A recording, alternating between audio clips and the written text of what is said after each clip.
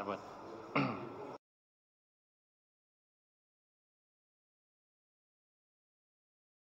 Bismillahirrahmanirrahim. Assalamualaikum warahmatullahi wabarakatuh.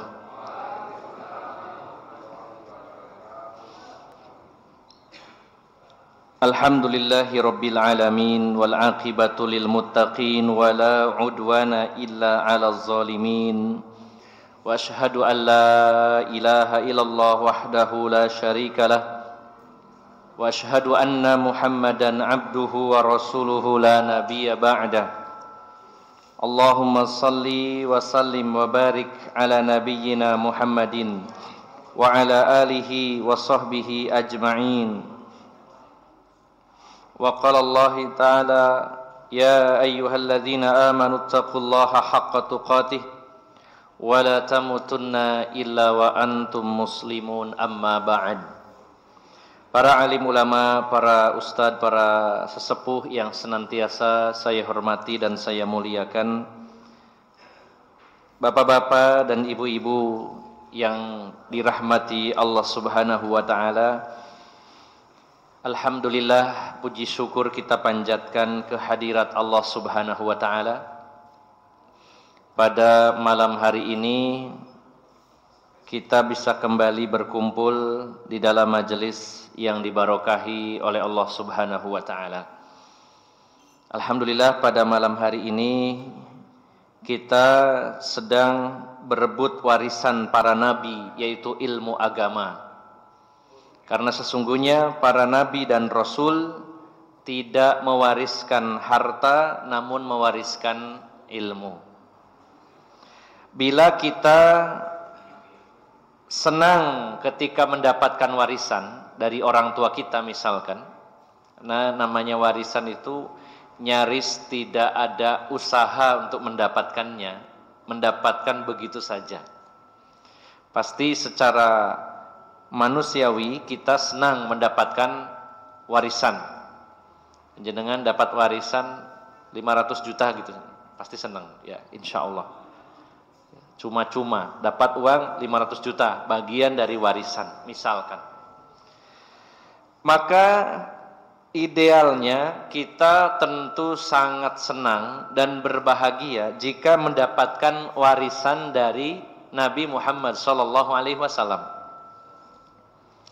Kalau diwariskan harta dari orang tua kita senang, idealnya mendapat warisan dari para nabi, termasuk dari Rasulullah SAW, pastinya harusnya lebih senang.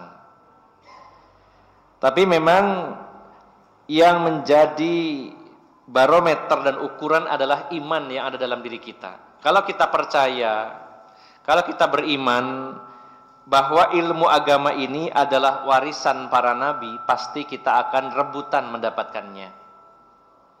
Semakin kuat iman kita, semakin ambisi kita mendapatkan warisan para nabi, yaitu ilmu agama. Dan semakin lemah iman kita, maka semakin kecil semangat kita untuk berebut warisan para nabi dan rasul, bahkan bisa jadi tidak punya semangat sama sekali untuk mendapatkannya. Alhamdulillah, pada malam hari ini kita dipilih oleh Allah Subhanahu wa ta'ala sebagian dari hamba-hambanya yang menginginkan mendapatkan bagian dari warisan para nabi dan rasul, yaitu ilmu agama. Rasulullah menyatakan, faman akhadhahu bihadzin wafir. Atau kurang lebihnya di awalnya Rasulullah menyatakan, innal anbiya lam yuwarrisu dinaron wala dirhaman walakin warrasul ilma. Faman akhadahu bihadzin wafir. Para nabi tidak mewariskan dinar dan dirham. Akan tetapi para nabi mewariskan ilmu agama. Siapa yang mengambil bagian dari ilmu agama ini, dia mendapatkan bagian yang besar. Alhamdulillah, mudah-mudahan kita diberi anugerah ilmu yang bermanfaat. Bapak Ibu jamaah sekalian yang dimuliakan Allah Subhanahu wa ta'ala, kita masih mengkaji kitab Al-Kabair, yaitu tentang dosa-dosa besar. Di mana Bapak Ibu jamaah sekalian, kita betul-betul harus menanamkan sekuat-kuatnya dalam diri kita akan bahaya dosa-dosa kita kepada Allah.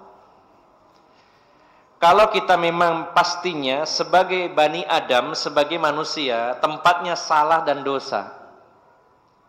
Tapi setidaknya Bapak Ibu jamaah sekalian, dosa-dosa besar sudah harus beres. Ya, kalau dosa kecil kita masih sering terjatuh, tapi setidaknya mulai kita belajar agama, kita mulai ngaji, atau mulai dari sekarang kita komitmen sampai meninggal dunia jangan sampai terjatuh dalam dosa-dosa besar. Ya. Karena Bapak Ibu jamaah sekalian, efek dari dosa itu sangat luar biasa, dampak negatifnya sangat banyak. Kalau kita mengkaji kitab yang lain, contohnya kitab yang ditulis oleh Imam Ibnul Qayyim Al-Jauziyah rahimahullah. Kitab yang berjudul Ad-Da'u wad-Dawa, penyakit dan obat. Di sana beliau menulis ada puluhan dampak negatif perbuatan dosa. Ada puluhan efek buruk dari perbuatan-perbuatan dosa.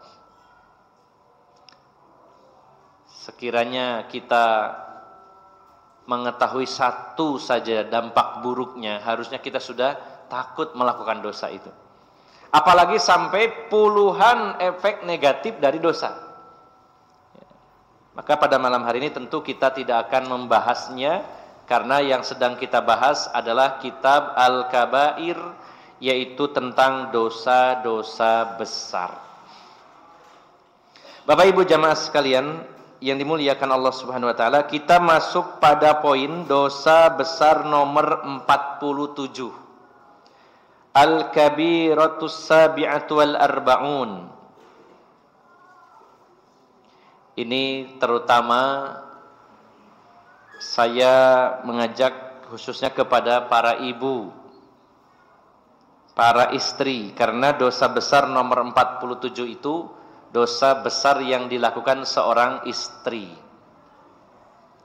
Gimana ibu-ibu, siap menyimak?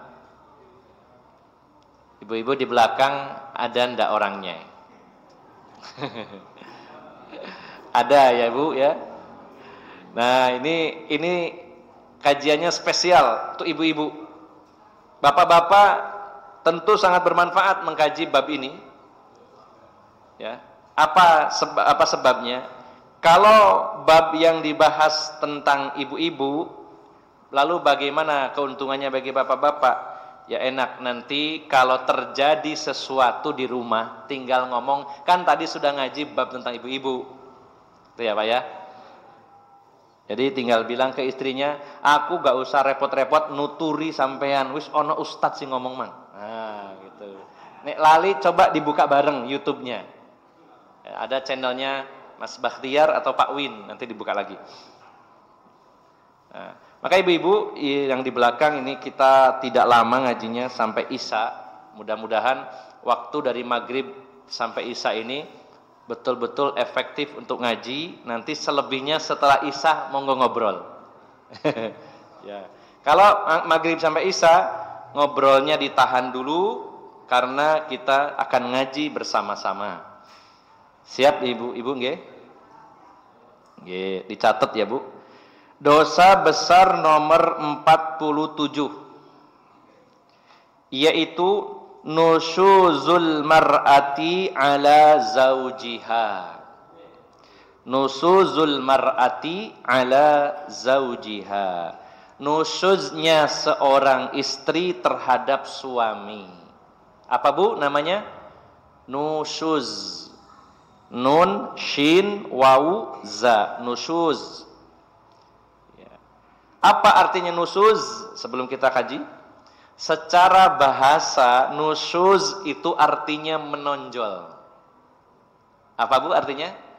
Menonjol. Nonjol apa Ustaz? Nonjol. Nah, nanti akan dijelaskan. Secara bahasa artinya memang menonjol, tapi yang dimaksud adalah menonjol dalam maksiat kepada suaminya. Ya. Di sini dijelaskan, qala Al-Wahidi, berkata Imam Al-Wahidi rahimahullah, ya. An-nusuzu hahuna ma'siyatuz zawj wa huwa at-tarfa'u alaihi bil khilaf. Yang dimaksud nusuz adalah di sini maksiatnya seorang istri kepada suami. Maksudnya maksiatnya bagaimana? At-tarfa'u alaihi bil khilaf, menonjol sekali dalam penyelisihannya kepada suami. Dalam bahasa mudahnya, nusuz itu durhakanya seorang istri kepada suami. Ibu-ibu, saya tanya Bu, kalau durhaka kepada ibunya, ibu-ibu kan punya ibu ya, orang tua ya. Ibu-ibu kalau durhaka kepada orang tua itu termasuk dosa kecil atau dosa besar? Ibu-ibu, dosa besar atau dosa kecil? Durhaka kepada orang tua ya, terutama kepada ibu, itu dosa kecil atau besar? Dosa besar. Nah, durhaka kepada suami dengan durhaka kepada orang tua, lebih besar mana dosanya? Lebih besar mana Bu? Oh, alhamdulillah. Semoga Allah melapangkan dada dan hatinya ibu-ibu. Alhamdulillah sudah paham bahwa hak suami bagi seorang wanita jauh lebih besar daripada hak orang tuanya. Bukan berarti harus berdurhaka kepada orang tua, tidak. Hak suami lebih besar itu bukan berarti mengesampingkan hak orang tua. Hak suami lebih besar bagi seorang wanita, ya. Namun suami yang baik pasti dia akan mengajak istrinya berbakti kepada orang tuanya sendiri. Bukan berarti mentang-mentang lo jare ustad sampeanku lebih kudu api nang aku timbang nang wong tua sampean. Ndak. Suami yang baik akan mengajak, mengarahkan, mendidik istrinya supaya berbakti kepada ibu bapaknya dia. Tapi secara level haknya suami lebih besar daripada haknya orang tua bagi seorang wanita. Berarti ibu-ibu, kalau ibu-ibu membentak orang tuanya itu dosanya besar nggak Bu? Kalau bentak suami harusnya lebih besar ya, tapi faktanya masih bentak napa boten? Kalau kepada orang tua bilang uf atau ah itu kan termasuk dosa. Nah, kepada suami biasanya sekto menengo sampean jadi wong lanang nganut wong itu. Nah, ada yang kayak gitu enggak gitu. Ya. Nah, ini harus dipahami oleh ibu-ibu ya.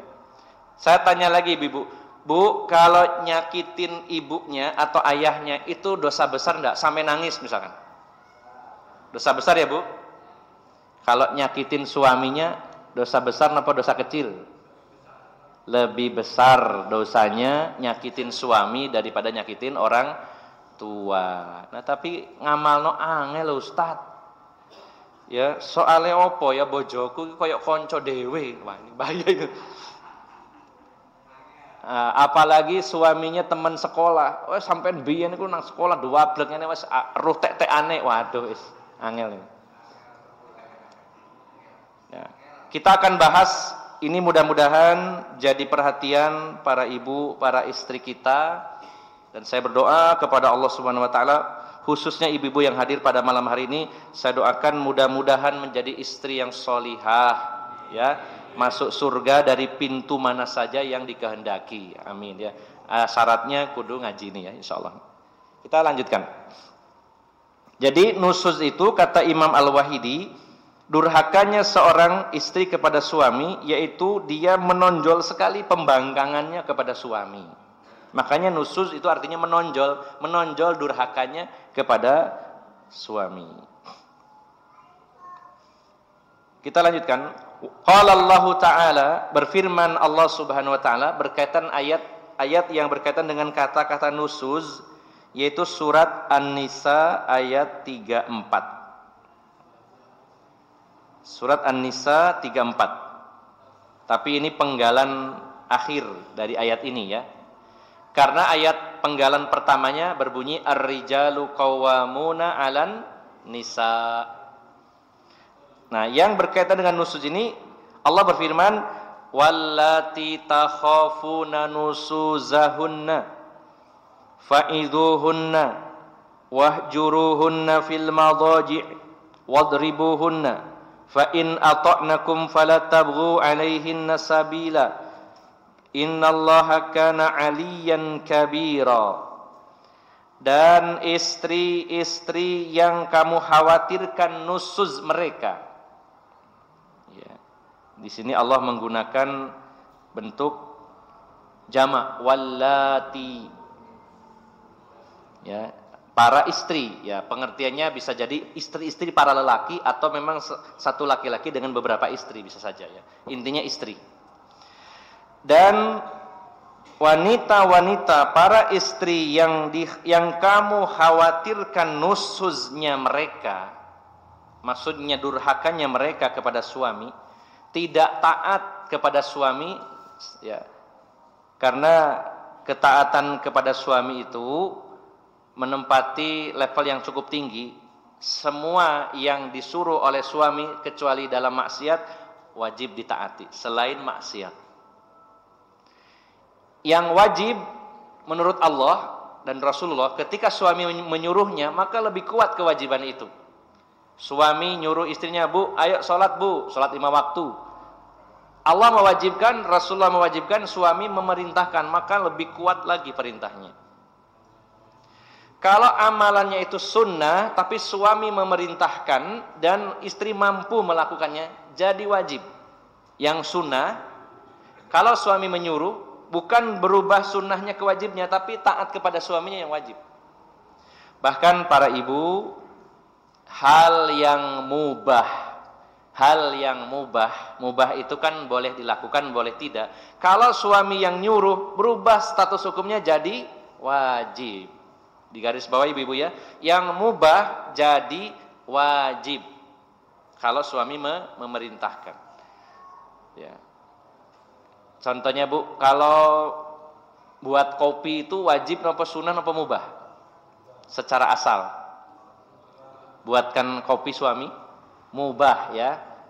Kalau dibuatkan silakan, nggak dibuatkan silakan. Tapi kalau suami menyuruh, bu, nggak enak kopi bu, nah itu berarti perintah. Hukumnya wajib. Hukumnya wajib. Bagaimana ibu-ibu kalau disuruh buat kopi sama suaminya? Kopi ae. Ada nggak yang kayak gitu? Kalau ada, mudah-mudahan nanti pulang berubah, ya. Kopi sampai pemborosan, ya. Belonjomu piro sih kopi ae lah. Ya kan murah ya kopi, bisa, kasihan ya. Daripada suaminya ngopi di warkop, ya, lebih jauh dari rumah, ya, karena juga godaannya besar, ya. Kopi itu macam-macam Bapak Ibu jamaah sekalian, ya. Ada yang namanya kopi pangku. Pernah dengar Pak? Kopi pangku? Hati-hati ibu-ibu, kalau bapaknya, bu, aku tak ngopi nanti kopi pangku, hati-hati. Ya, karena nggak ada mejanya itu.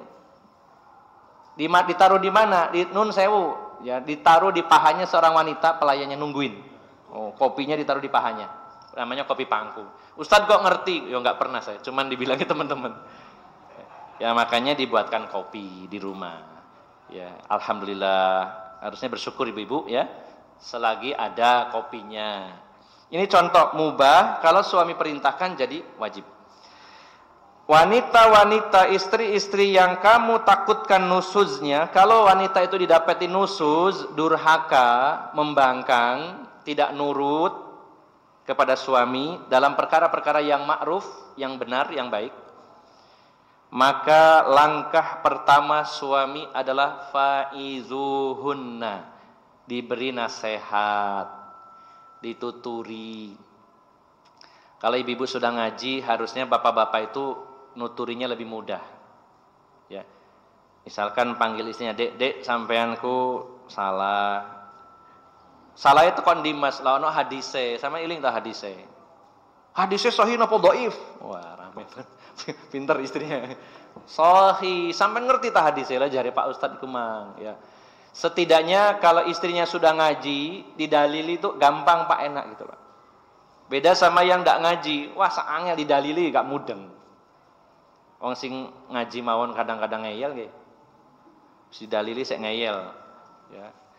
Apalagi yang tidak paham. Walaupun mungkin ya ada yang memang secara karakter sifat belum ngaji tapi nurut kepada suami ada. Tapi tentunya yang maksimal adalah ketika seorang istri ngerti ilmunya, paham, sehingga suami kalau nuturi karena istrinya sudah paham enak, seharusnya lebih ringan, ya. Harusnya begitu. Maka kalau istri itu nusuz, tidak taat kepada suami, membangkang, apalagi sampai menyakiti suaminya, nasihati dengan cara yang terbaik. Kalau kita kurang ilmu, sekarang kan enak ya Bu. Saya juga gitu Bu. Jangan dikira nek Ustadz gak so nuturinya kadang-kadang nek omongannya dewe gak dingel ya dibuka no YouTube. Ini tak dolene Ustadz senior ya, sampean tak duduno, dibuka no kilo ya, atau di share. Nasihat bisa berupa lisan kita sendiri, bisa artikel kita kirimkan, bisa video kirimkan ke istri saya, Bu tak dolekno ya, dalile ono kok sampean ku salah. Iki dalile. Kita carikan ilmunya, itu nasihat.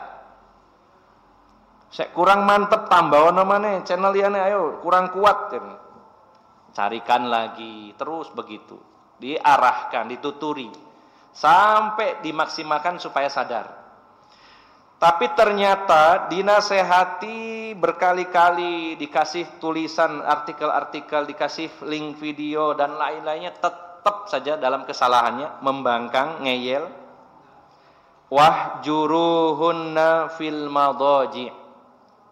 Maka hajar itu diboikot di tempat tidur.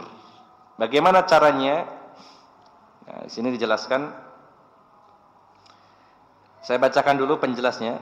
Fa'idhuhunna bi kitabillahi wa dzakkirhunna ma amarahunna Allahu bih.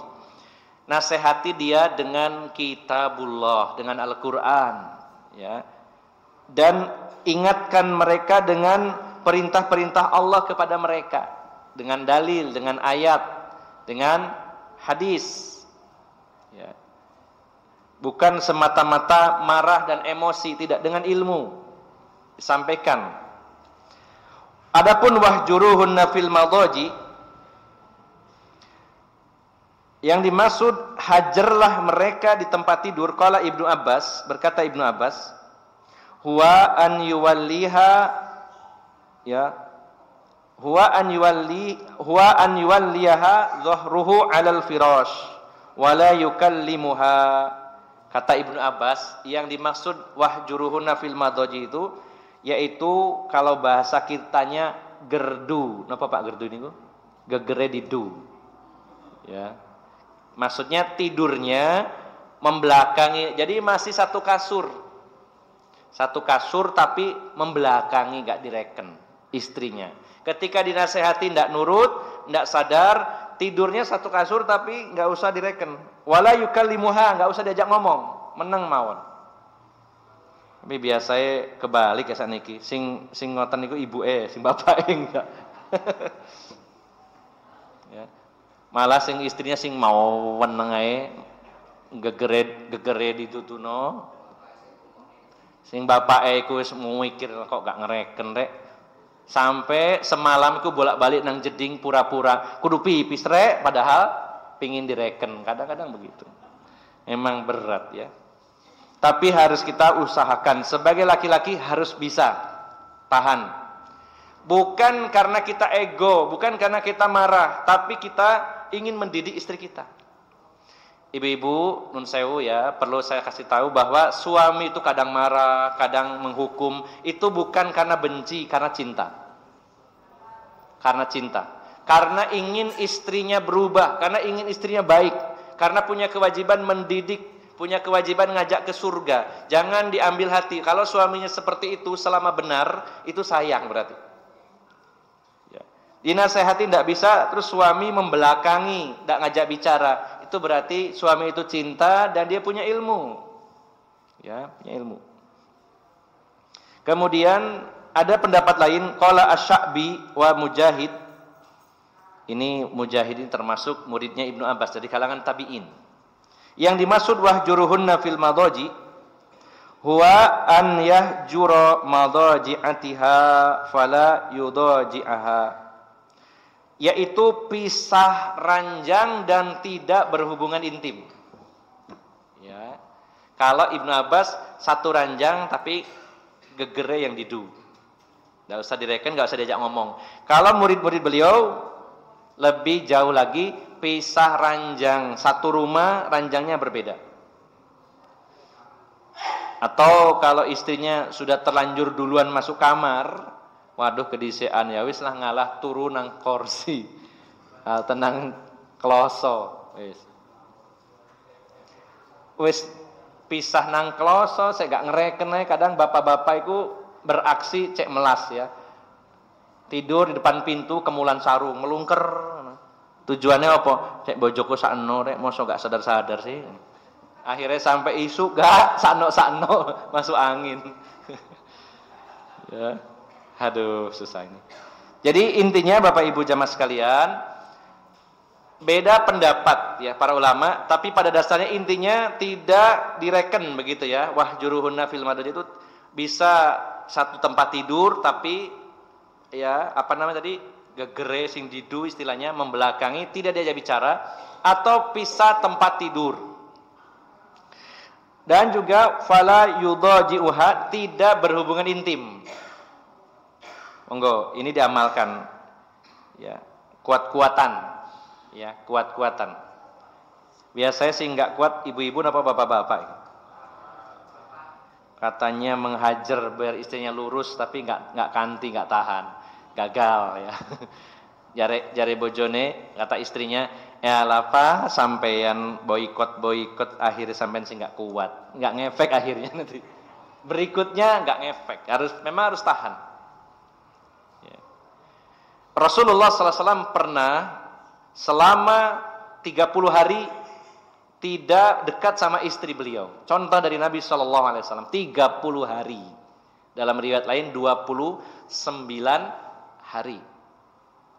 Beliau membuat ya semacam baskref atau semacam ya pondok atau gubuk kecil di belakang rumah, dan tidak bersama istri-istri beliau ketika para istri ini yang jumlahnya 9 menuntut tambahan belanja kepada Rasulullah SAW. Rasulullah marah, beliau menghajar istri-istri beliau selama 29 hari, ada riwayat lain 30 hari. Walaupun para ulama menjelaskan bahwa kenapa Rasulullah melakukannya 30 hari atau melakukannya 27 hari atau 30 hari ya. Para ulama menjelaskan bahwa setiap istri diboikotnya kurang lebih oleh Rasulullah adalah 3 hari 3 malam. 3 hari 3 malam. Sehingga karena istri beliau 9 plus wanitanya beliau adalah Maria Kiptia 10, masing-masing 3 hari, di total semuanya 30 hari. Ya. Jadi bukan semata-mata satu istri 30 hari. Memang ada hadis yang menjelaskan bahwa tidak boleh mendiamkan seorang muslim lebih dari 3 hari. Ada hadisnya. Tetapi sebenarnya tergantung keperluan. Mendiamkan ini dalam urusan-urusan umum, urusan-urusan dunia. Tapi kalau urusan agama boleh lebih dari 3 hari. Contohnya sahabat Ka'ab bin Malik tidak ikut dalam peristiwa perang Tabuk. Ya, tertinggal dalam peristiwa perang Tabuk, diboikot Rasulullah 50 hari 50 malam. Tidak harus 3 hari. Karena ada tujuan syar'i supaya jera mendapatkan punishment, hukuman, begitu. Jadi sebenarnya ini cara efektif versi Allah, versi Al-Qur'an untuk para istri yang nusuz. Yaitu tidak berhubungan intim, pisah ranjang. Ya. Kalau sudah pisah ranjang, kemudian tetap tidak sadar, tetap tidak berubah, tetap ngeyel, padahal jelas-jelas salah, maka Al-Quran mengajarkan wadribuhunna, pukullah mereka, dorban ghaira mubarrih, dengan pukulan yang tidak membahayakan. Ya, termasuk jangan memukul wajah, dan juga jangan memukul area-area yang sensitif, artinya yang berbahaya. Jadi boleh bapak-bapak ya, misalkan nih ambil sapu lidi kecil ya, nggak nurut-nurut bu, sampai nanti tak ceples sih kira teras. Bukan dalam rangka benci, bukan menganiaya, tapi dalam rangka mendidik. Dulu para sahabat Nabi membiasakan diri di rumahnya itu dipajang cambuk kecil, ya, dan akan digunakan oleh sang ayah memukul anak-anak atau istrinya kalau melanggar aturan Allah, ya dicepret kakinya, cepret, ya. Itu pukulan ghairu mubarrih, tidak membahayakan. Di panjenengan nanti kalau ke Madura nyari cambuk banyak itu, ya, cambuk hiasan ya, itu cepret. Tapi jangan kesusu dicepret dulu, dinasehati dulu berulang-ulang, terus ndak kene, terus di boikot lama, ndak bisa-bisa baru dipukul. Nah kalau nggak nurut-nurut lagi dipukul, nggak nurut gimana Pak? Ini bisa diperbaiki apa tidak? Doakan, doakan tetap saja. Maka solusinya adalah diadakan tahkim, diundang ya perwakilan keluarga perempuan, keluarga laki-laki dipertemukan. Kemudian gimana enaknya solusinya? Ini sudah susah lagi disatukan, nggak nurut, tengkar terus. Ya, ada hakim dari kalangan dari keluarga wanita dan laki-laki masing-masing satu. Jadi tidak ya tergesa-gesa, ada runtutannya seperti itu. Tapi kalau langkah pertama sudah nurut, jangan dilanjutkan langkah kedua. Dinasehati nurut, sudah, jangan cari gara-gara lagi, sudah selesai. Dinasehati tidak nurut, diboikot, nurut, selesai, jangan dinaikkan dosisnya, begitu. Ini versi Al-Qur'an. Ini berkaitan dengan ayat surat An-Nisa ayat 34. Kita lanjutkan dalam hadis Nabi. Wa fis sahihain, dalam Sahih Bukhari dan Sahih Muslim, bahwasanya Rasulullah bersabda, "Idza da'ar rajulu imra'atahu ila firashihi falam ta'ti la'anathal malaikatu hatta tusbiha." Jika seorang suami mengajak istrinya ke tempat tidur, maksudnya suaminya minta berhubungan intim, lalu si wanita tidak mau atau tidak memperdulikannya, maka malaikat akan melaknatnya sampai datang waktu subuh. Kita tidak tahu jumlahnya berapa ribu, berapa ratus ribu, berapa juta malaikat melaknat si istri kalau menolak ajakan suami berhubungan intim. Pertanyaannya, Ustaz, nek pegel ya nopo? Bapaknya ngejak tapi kula pegel, nggih. Kalau pegel ya masa tiap malam pegel. Ya. Kalau memang capek, dikomunikasikan dengan baik. Dan juga tentunya kalau capek nggak tiap hari capek, terus kapan mainnya? Gitu ya. Ibu-ibu harus seneng, wah kalau punya suami minta, itu seneng bu, harusnya alhamdulillah mintanya sama saya. Mudah-mudahan nggak minta sama yang lain. Harusnya berbahagia. Berikan servis yang terbaik, karena suami para ibu maunya yang halal, yaitu istrinya. Harus bersyukur. Apalagi tiba-tiba ya suami pergi terus tiba-tiba pulang, terus nun sewu minta berhubungan intim, padahal ibu lagi repot masak, berhenti dulu. Itu menunjukkan suami yang paham agama. Kata Rasulullah, jika kalian wahai para lelaki melihat wanita di luar sana yang menarik hatimu, segera pulang. Karena apa yang dimiliki wanita tadi yang di luar sama juga dimiliki istrimu, enggak ono bedane padha wae, padha wedoke. Ya, kalau wanita di luar itu punya, istri kita juga punya. Segera pulang. Ya, sambil juga belajar ngampet Pak ya. Kalau kerja bolak-balik mulih lah ya apa. Ya. Jadi karyawan, saya Pak Bos kula pamitan. Nopo nang bojo kula enggak kerja-kerja ya ditahan. Pak, ya. Namun intinya Bapak Ibu jamaah sekalian, ini masalah penting sekali ya. Banyak yang mengabaikan, terutama para wanita, nganggapnya itu hal remeh, tapi bagi suami itu hal besar. Ketika istri diajak berhubungan intim terus menolak, dalam pikiran laki-laki macam-macam. Kalau nggak ada komunikasi yang baik, pikirannya jangan-jangan dia punya laki-laki lain. Ya. Jangan-jangan dia itu punya pil ya, bukan pil ekstasi tapi pria idaman lain. Itu salah satunya yang sering terjadi. Ada kasus di mana istri dibunuh oleh seorang suami gara-gara tidak mau berhubungan intim. Mosok sih se ekstrim itu Ustaz? Karena dalam pikiran laki-laki bisa jadi salah satunya adalah kalau nggak mau sama saya, jangan-jangan dia sudah melakukannya sama laki-laki lain. Nun sewu Bapak Ibu jamaah sekalian, ibu-ibu hadir Bu? Masih nyimak ya? Ada perbedaan laki-laki dengan perempuan. Ada perbedaan karakter secara asal. Ya. Apa itu? Laki-laki itu bisa mencintai lebih dari satu wanita, wanita tidak bisa. Itu yang asli sifat wanita. Artinya apa? Kalau laki-laki punya wanita lain, dia bisa mencintai suaminya. Tapi kalau wanita, ketika dia ada laki-laki lain, yang satu yang dipilih, yang lainnya enggak. Itu kalau sifatnya masih murni, wanita.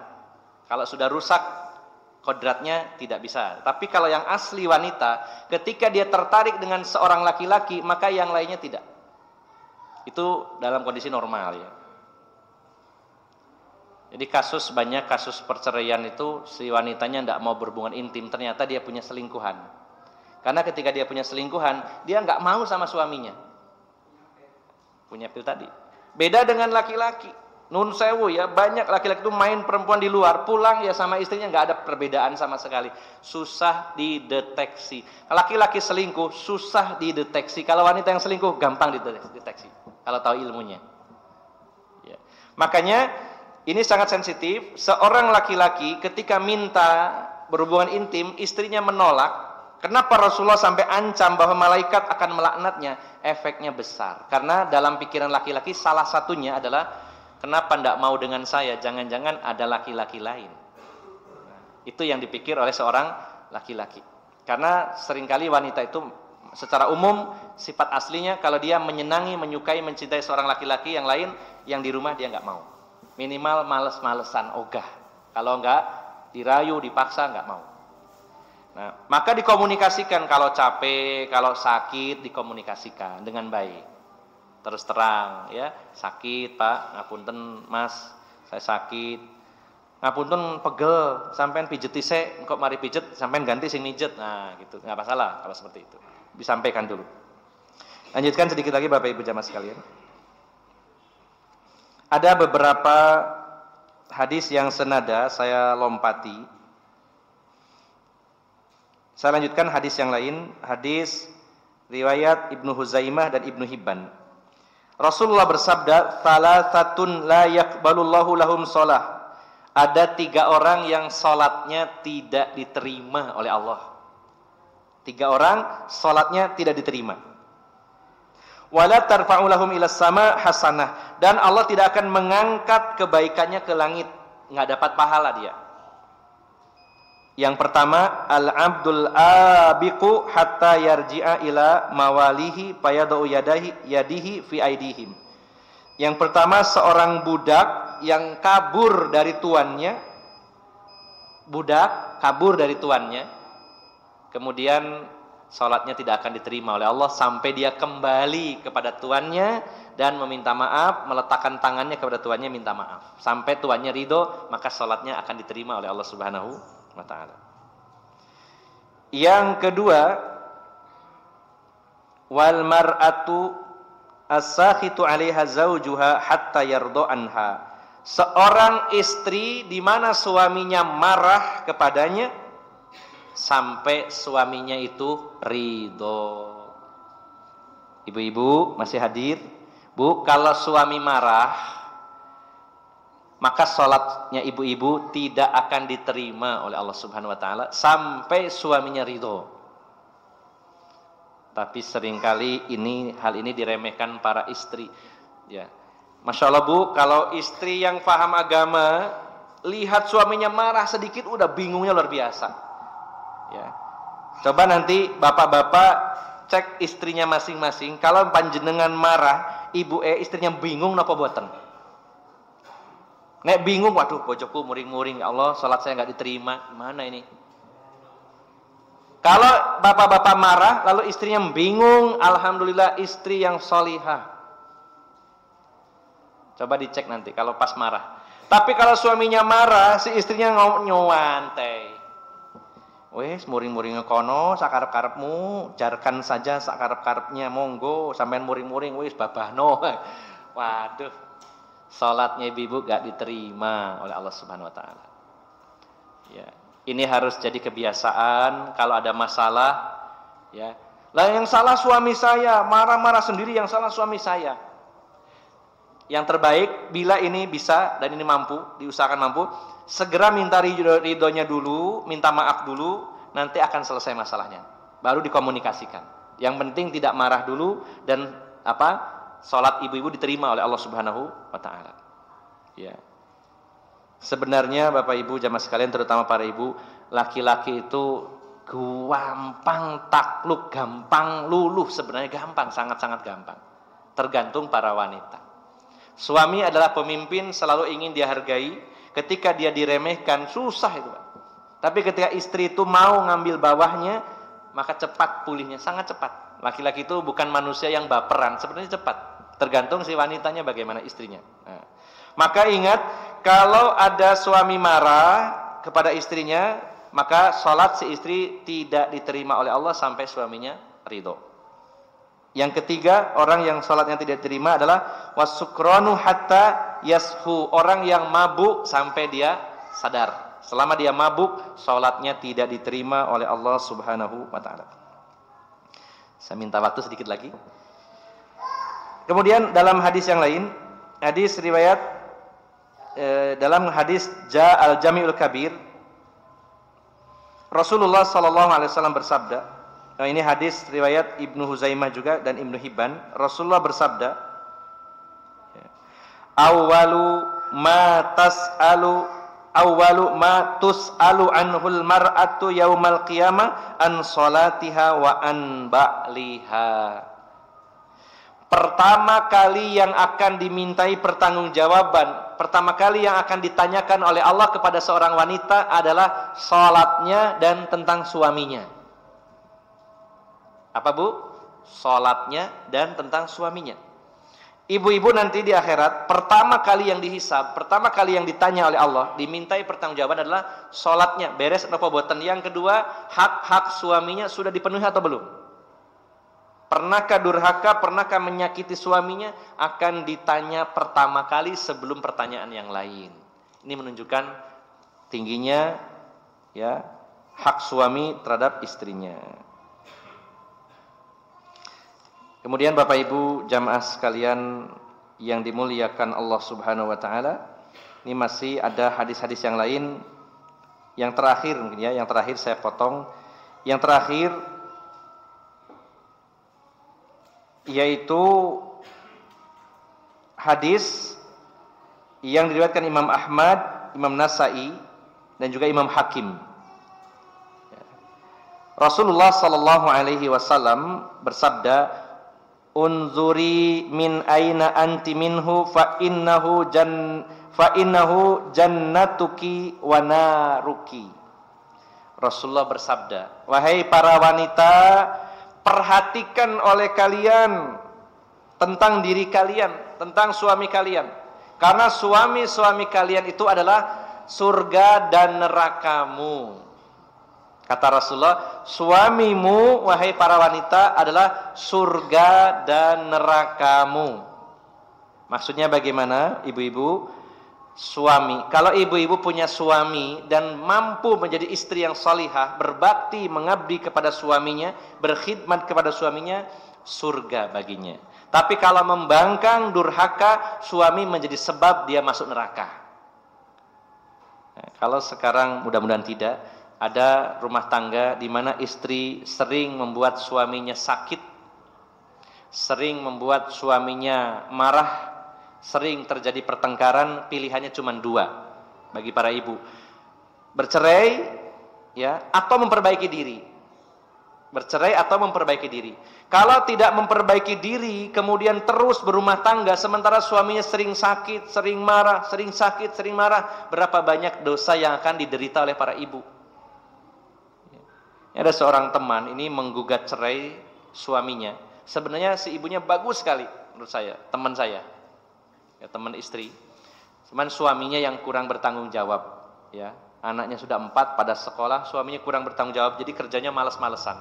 Jadi banyak masalah di rumah tangganya, tidak mau kerja. Nah, karena nggak mau kerja, sering bertengkar, tengkar. Terus akhirnya si istri memutuskan menggugat cerai, bukan semata-mata karena dia membangkang pada suaminya, tapi dia bilang, saya takut berdosa terus ke suami saya jadi marah, suami saya jadi marah, jadi sakit. Tapi kalau saya lanjutkan dia nggak tanggung jawab. Ya. Apalagi kalau yang salah istri. Nah, kalau yang salah istri pilihannya cuma 2. Kalau sering terjadi pertengkaran, sering mengecewakan suami sering marah, sering tersakiti, maka pilihannya cuma 2. Berubah menjadi baik atau segera berpisah. Kenapa? Kalau dilanjutkan akan terus menumpuk dosa, karena ketika suami marah, maka para malaikat, para bidadari mendoakan keburukan bagi para wanita tersebut, dan juga bisa menjadi sebab dia masuk ke dalam nerakanya Allah Subhanahu wa taala. Karena suami bisa menjadi peluang bagi istri untuk masuk surga dengan mudah, atau sebaliknya menjadi sebab wanita ini masuk neraka gara-gara durhaka kepada suaminya. Maka para ibu, para wanita, saya berpesan hendaknya memperhatikan masalah ini. Membangkang dan durhaka kepada suami adalah termasuk dosa yang sangat besar. Bahkan kedurhakaan istri kepada suami lebih besar dosanya daripada kedurhakaan anak kepada orang tuanya, atau si istri kepada orang tuanya. Maka mudah-mudahan ibu-ibu bisa mengingat hal ini sehingga hati-hati dalam menjalani rumah tangga, tidak sampai menyakiti dan membuat suaminya marah, apalagi sampai membuat suaminya stres, sampai suaminya jantungan, sampai stroke, ya. Jadi sudah stres, stroke, terus stop gitu ya. Maka hati-hati ya. Dan targetnya ibu-ibu jangan sampai meninggal dunia kecuali mendapat ridho suaminya. Sering-seringlah berkomunikasi ke suami, Pak, panjenengan ridho napa boten kali kulo. Sering tanyakan, Bu. Sering tanya kepada suami, Mas, sampean ku ridho ta enggak sama saya? Kenapa? Karena bisa jadi nanti malam ibu-ibu meninggal. Kalau ibu-ibu meninggal, suami ndak ridho, ndak masuk surga. Rasulullah menyatakan sebagai penutup, beliau bersabda, ayyumam ra'atin matat wa zaujuha radin anha dakhalatil jannah. Wanita mana saja yang meninggal sementara suaminya ridho kepadanya, dia akan masuk surga. Wanita mana saja yang meninggal suaminya ridho, dia masuk surga. Maka sering-seringlah bertanya kepada suaminya, Mas, sampean ridho enggak ambil aku? Misalkan suami jawab, iya Bu, aku ridho nang sampean. Bekne nanti malam meninggal dalam keadaan diridhoi suami. Tapi kalau belum ridho, segera cari ridhonya ya dari suami. Demikian Bapak Ibu jamaah sekalian, mudah-mudahan ibu-ibu yang hadir di sini khususnya dibuka hatinya, dilapangkan dadanya, menerima kebenaran dari Allah Subhanahu wa taala, mau melepaskan egonya demi keselamatannya di akhirat, demi surganya Allah Subhanahu wa taala, sehingga menjadi wanita-wanita yang solihah, berkhidmat kepada suaminya dengan sepenuh hati, setia sampai ke surga bersama suaminya. Demikian, semoga bermanfaat. Mohon maaf atas segala kekurangan. Billahi taufiq wal hidayah. Assalamualaikum warahmatullahi wabarakatuh.